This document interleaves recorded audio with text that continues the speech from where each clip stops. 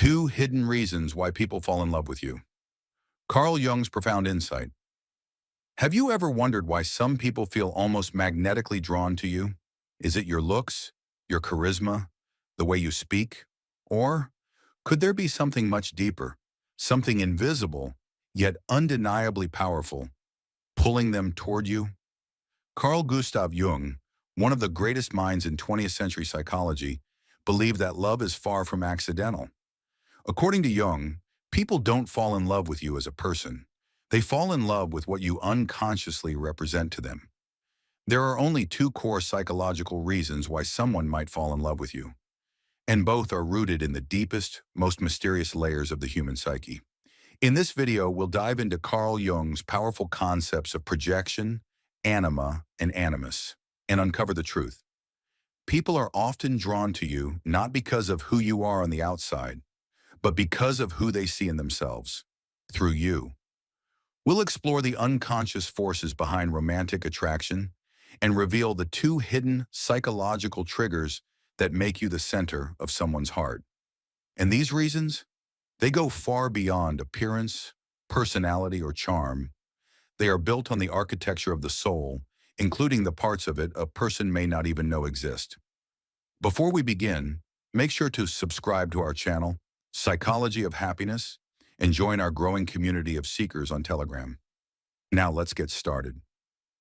The hidden logic of love. We've been taught to see love as magic, sudden, unpredictable, a spark that appears out of nowhere. But Carl Jung saw something else. To him, love wasn't random. It was the expression of a hidden inner order, a deeper logic shaped by the unconscious. What we perceive as spontaneous connection is rarely spontaneous at all. It's the final stage of a long, quiet process, an invisible dance of repressed emotions, unmet needs, and buried longings. Behind every moment of attraction lies a structure, a sacred, silent architecture within the psyche. It's this structure that pulls us towards some people and away from others. And this is where Jung introduces one of his most transformative concepts: projection. Each of us carries within us inner images, fragments of who we were, who we are, and who we long to become. Many of these parts have been forgotten, repressed, or rejected, but they haven't disappeared. They live in the shadows of the unconscious, waiting for the right moment to reappear through someone else. When we meet a person who, in some way, reflects these hidden parts back to us, we feel attraction. Sometimes overwhelming attraction. It feels like magic or fate. But in truth, we are falling in love not so much with the person, but with a projection of ourselves onto them. The mirror of the lost self. Imagine someone who's been emotionally closed their entire life, reserved, afraid to show their feelings. And then one day, they meet someone bright, open, expressive, someone who speaks with sincerity and lives without fear. The attraction is instant, but it's more than admiration. It's a response. That person becomes a symbol of the power that lives dormant within them, a version of themselves they haven't yet allowed to live. It feels like love, but the roots lie in the unconscious desire for wholeness, a yearning to evolve. Likewise, someone may fall in love with you, not because of your traits, but because you reflect what's missing in them. You might represent strength, warmth, freedom, clarity, depth. You become more than a person.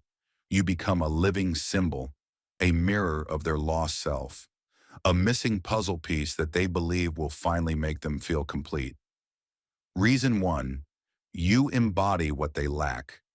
It's not just that opposites attract, it's that opposites highlight a void. You awaken the forgotten pieces of someone's inner world, those parts that were silenced, buried, or never developed. A rational thinker might feel irresistibly drawn to someone deeply emotional, someone who feels and expresses with ease. An introvert might fall in love with an extrovert, as if answering a silent call toward light and connection. A person rooted in order and structure might be captivated by someone wild, spontaneous, and free. But here lies the danger. If a person isn't conscious of what exactly attracts them to you, If they don't realize that the quality they crave already lives within them as a potential, then love can easily turn into dependence. They begin clinging to you not for who you are, but for the part of themselves you unknowingly represent. It's not love, it's hunger for a missing part of their psyche. And the moment that need changes, or when you inevitably show your full human self and break the illusion, they may feel betrayed. This is the trap of projection. It creates the illusion of deep connection. Intense, bright, magical, but fragile, because it's not built on true closeness, it's built on psychological need. And when that illusion fades, as it always does, love begins to dissolve. Reason 2, you awaken a deep inner archetype they've carried all along. Carl Jung didn't stop at projection. He went deeper, into the very soul of romantic love. This is where he introduced one of his most powerful and mystical ideas, the anima and animus. According to Jung, each man carries within him the archetype of the anima, his unconscious feminine image, emotional, intuitive, nurturing, and every woman carries the animus, her inner masculine principle, rational, assertive, and focused. These are not personality traits, not preferences, not cultural roles. They are ancient psychic structures. They begin forming in childhood, shaped by our earliest emotional bonds, especially with our parents. But they are also fed by myths, religion, collective memory, and the symbolic world passed down for generations. Over time, these archetypes become emotionally charged blueprints, invisible but powerful lenses through which we perceive others. We carry them inside us, silently, until one day we meet someone who seems to match that inner image. And then, it feels like a miracle. Attraction floods in like a wave. There's a sense of deep recognition, as if you've known this person forever, as if you're not meeting them, but remembering them, like fate. But Jung warns, this isn't fate, it's not magic, and it's not proof that you're soulmates. What you're actually seeing is the inner architecture of your own psyche projected onto someone else. You don't fall in love with them. You fall in love with the symbol that has lived within you all along. They have simply awakened it. You become the living reflection of their deepest longing.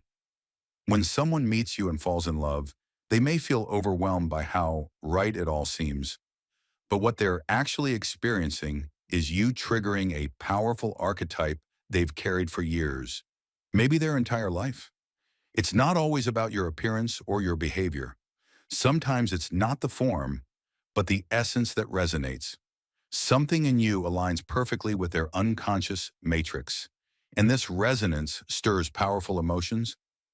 You activate the inner archetype, and that's why the connection feels immediate, almost supernatural. But here's the danger. When a person falls in love with their own inner image, reflected in you, they don't see you. They see a fantasy, a sacred idea, a projection crafted by their unconscious long before you ever arrived. You become a screen, a canvas for a story written in their psyche long ago. And eventually, reality starts to leak through. You reveal your human sides, your contradictions, your flaws, your real self, and the projection begins to crack. The illusion can't survive the truth. What once seemed divine now feels human. What once inspired awe now invites questions. Conflicts arise, disappointments, misunderstandings. But here's the thing, this isn't about you. It's about the collapse of an internal ideal that couldn't hold its place on the pedestal. And this is why so many intense, passionate, life-changing relationships end in chaos. They weren't built on knowing and loving the real person. They were built on an archetypal projection, a myth the unconscious tried to play out in the real world. But no living person can forever embody an unconscious ideal, because you are not an idea. You are reality, and reality is always more complex. Love is a catalyst for growth. Despite the heartbreak, confusion, and disillusionment that often accompany projection, Jung never saw it as a mistake. In fact, he believed it was a necessary step on the path to wholeness. Projection isn't a failure, it's an invitation. Love isn't just a feeling, It's a tool for transformation. Every person you fall in love with becomes a mirror, and what you see in them is what's long been living in you. Some people awaken your hidden strength, others expose your deepest fears. Some ignite your creativity, your freedom, your light. Others stir up anxiety, insecurity, or longing, but all of them serve the same unconscious function: to accelerate your journey toward integration, toward what Jung called individuation, the process of becoming your whole true self. So why do people fall in love with you? Because you either reflect something they desperately need or awaken something they forgot they had. In both cases, love isn't really about you. It's about the self-seeking completion. It's the call of evolution, the soul's awakening, and the same happens to you. You fall in love with those who reflect your lost fragments, with those who unknowingly carry pieces of your unconscious imagery, with those who, consciously or not, hold the key to your next phase of growth. But if you remain unaware of these unconscious patterns, you risk repeating them. You'll be drawn to the same types again and again, play the same roles, chase the same illusions, hope again, hurt again. You might think you're unlucky in love, but the truth is, your unconscious is simply trying to teach you, and until you're ready, the lesson will repeat. Jung would say, the exit is through awareness. As soon as you start recognizing your projections, your inner archetypes, the repeating storylines, you stop searching for someone to complete you. You begin to become whole within yourself, and that's when love transforms. It's no longer built on fantasy, fear, or lack. It becomes real, quiet, grounded, free. Because in the end, the deepest kind of love isn't about finding the perfect person. It's about returning to those parts of yourself that have waited so long to be seen and embraced. You don't just fall in love with another person, you fall in love with the version of yourself they help you discover. The final realization, love and the self. So the next time someone falls in love with you, or when you feel that irresistible magnetic pull toward someone else, pause for a moment and ask yourself, what part of my soul is awakening right now?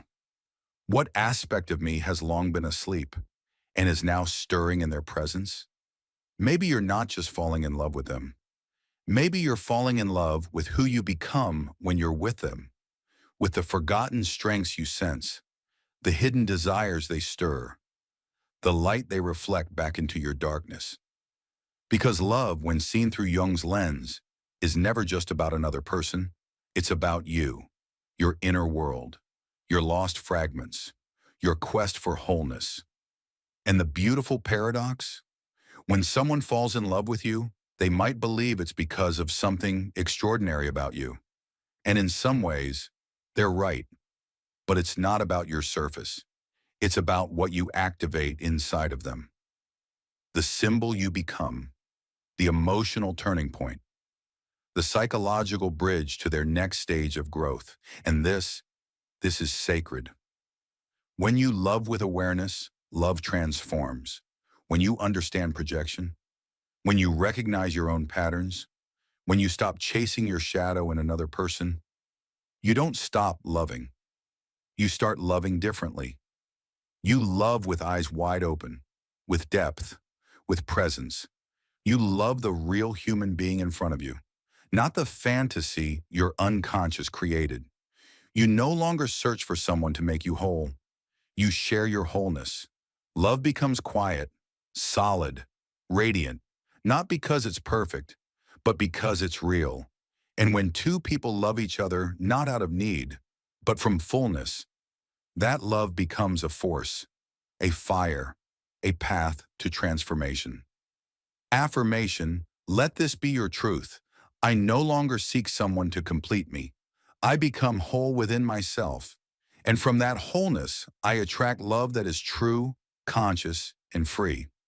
If you found this message meaningful, take a moment to reflect. What projection have you been carrying? What image, buried deep in your unconscious, are you ready to release? And most importantly, what part of yourself are you now ready to reclaim?